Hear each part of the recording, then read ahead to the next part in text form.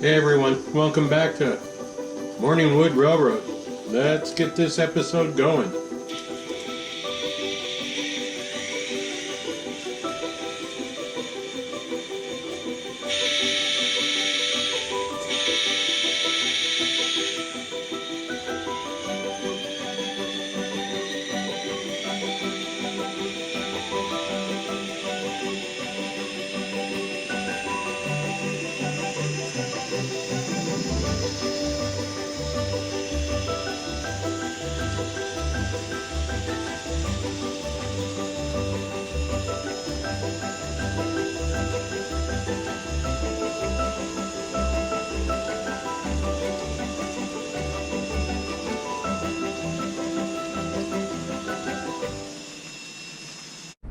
Okay, let's do a little talking and working on Kato Unitrack.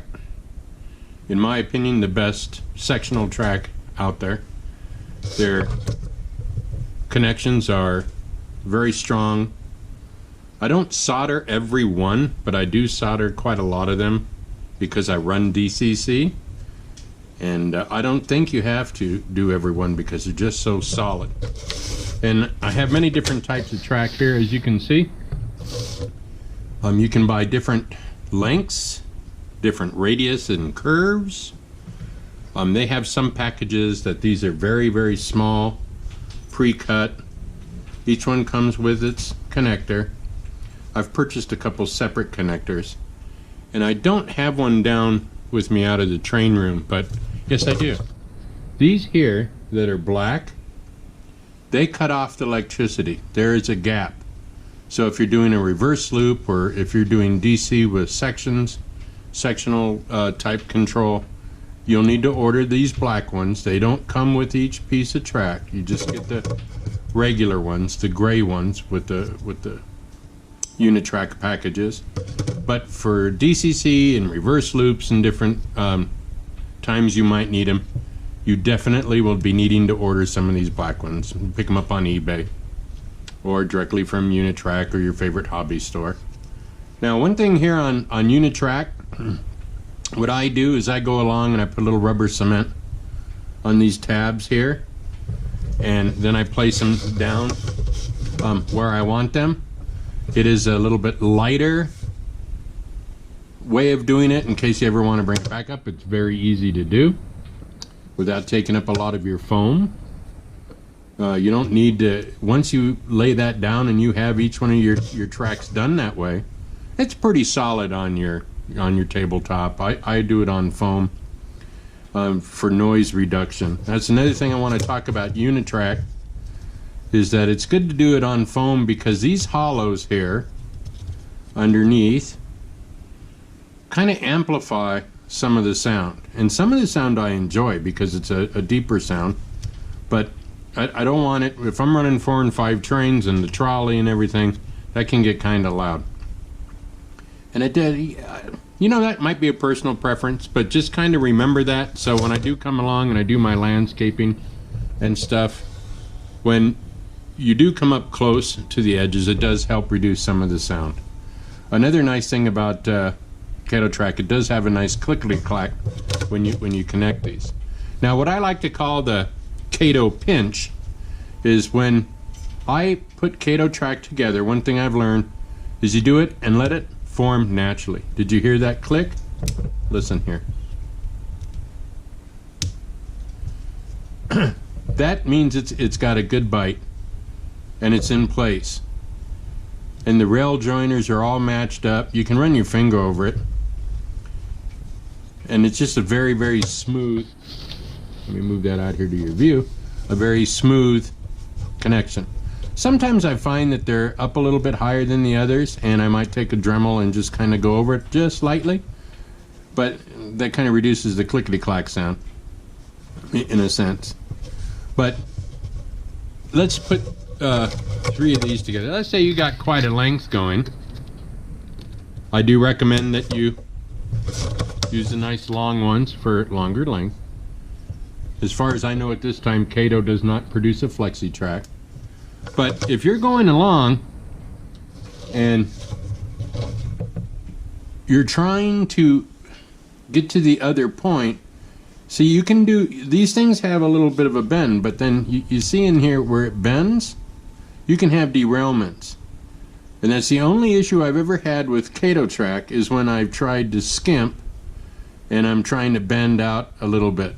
The best thing is let everything fit naturally and do your connections on down the road, especially with the corner. Now you can see here, this is a very, very wide radius. And they also have very shorter radiuses, and I believe they even have smaller ones than this. I only brought down several pieces to kind of show you everything. But when you connect these, listen for the snap. Right? This is a good solid connection. But even still, as I'm bringing the track around, I want you to pay attention, because if you start to pull that, see that gap that's coming right here, right where my finger is? Can you see that gap through there? You might not be noticing it if you're working way down here at this end, and then you come to running your trains and you'll have a bump and a gap, and you'll have possible derailments. And the best thing I can tell you is you do everything naturally. I put it together, lay it on, and yes, that's when the packages of the pre-cut very small pieces, they have different size pieces that come into play. That's when they can become very important. But do watch out for, I call that the Kato pinch. When you're trying to pinch it, and what happens is it pinches your wheels, especially lightweight cars, they'll have a derailment. So let it snap in, let it be natural. See, there's no gaps at all here this way, and it works really good. Now, obviously Kato has a rerailer track, which is this one here. Nice and gray, clicks in there just like all the rest of the track. It's also hollow. Here you can see the rails going on through, and it works really, really good and smooth. Yes, you can paint this to, maybe you're doing black roadway, you could do a flat black on there, tar it up, make it look real good.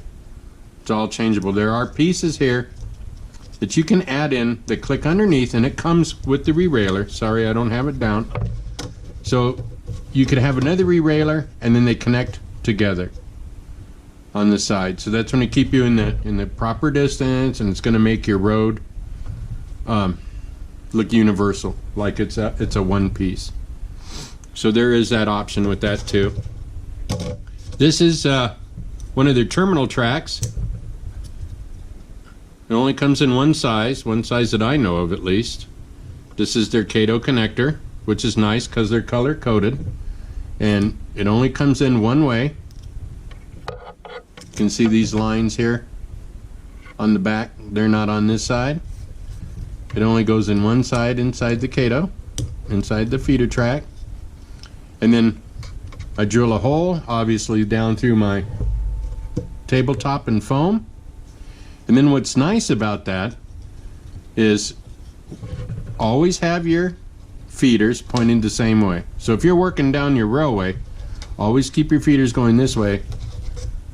Don't turn your feeder and have it going this way. It just might be a little bit difficult by changing the rails and your leads, because you want your leads to come down. I have two bus lines, two large copper wires that run underneath my layout that's connected to my Digitrack system. Copper is a great conduit for electricity, and then I can bring these down solid. This is what they look like before I butcher this end off. This is if you wanted to connect into the Kato power packs. And I don't. I just run it down to my bus line and solder them to the bus line, which is nice because then everything's color coordinated all the way throughout my layout. And then if it was a reverse loop or a sectional item, then I would have these two black pieces here, maybe blocking off this terminal prior to it, and then wherever it ended on the other side. I don't recommend doing your blacks here. For a different circuit, have a piece of track in between of your terminal track, so you have a little buffer area there, especially with DCC, since the way the directions on DCC travel to the train through the rails, through my conduits, through my terminal joints, up to the railroad itself. Okay, and then we were talking about those smaller pieces of track packs that Kato has. I call this the accordion track. And to help solve the gaps, as you can see here, you can pull this open and gain quite a lot. So you can manipulate this down to the size that you want. You can pop this off, this piece here, and then you could put a little ballast down below, or you could just leave it on there, and it kind of works as a re-railer at the same time. So in one place that I used this, it was just a magnificent thing. See underneath here? And once you do a little ballast work and everything, no one's going to notice it, but it will help you from getting that bind, that pinch. It will keep your rails straight. It's a wonderful piece of track. I haven't seen this in Atlas or Bachmann or anything like that in their sectional track. I'm not putting them down. I have had a Atlas sectional track with flex track, and I had quite a lot of derailments off of it. I don't know if it was the way I laid the track or some of the engineering. Maybe a little bit of both, okay? But I love Kato, and this here, if I need to come up with a little bit more room, I can extend that out. I can bring one side in, bring both sides in. It's a great piece of engineering work. And right here, the rails just roll right on over it once you get it in place. Now, after this is one I would definitely put down with rubber cement, because I wouldn't want that to be changing or anything like that. Okay? And then, of course, they have their crossovers. They also have a 90-degree one. Easy for that. This is a magnetic uncoupler. They have so many different options for Kato Unitrack, just like all the other railroad packs. The little bit difference is to me, this is precision made model railroad track. I don't have derailments. I have trains that run for hours before I have a derailment. And the only reason usually I have a derailment is because I have a dirty wheel or wheels picked up dirt. Now this is something I have found on the internet, on eBay. Someone makes these, and they call them re-railers, and they fit right in the middle of my track, and I can glue them down. This one I did paint, and I've been messing around with this one, and the paint's chipping off. Obviously, if I'm going to put this out where it would be in sight, I would paint that black or brown. I could paint it white and put ballast and glue that up on top of it. A lot of different options. But what's nice about these is, yes, the re-railer tracks cost you a bit more, depending on where you live and where you buy them. Let's say it's $1 more or $2 more than the same length of track, okay? But I get these for, God, I think I get 3 or 4 of them for $1. And what's nice about these is when I'm going to be placing building a tunnel and different things in that nature, I want this immediately. When the cars enter a tunnel, I want a re-railer.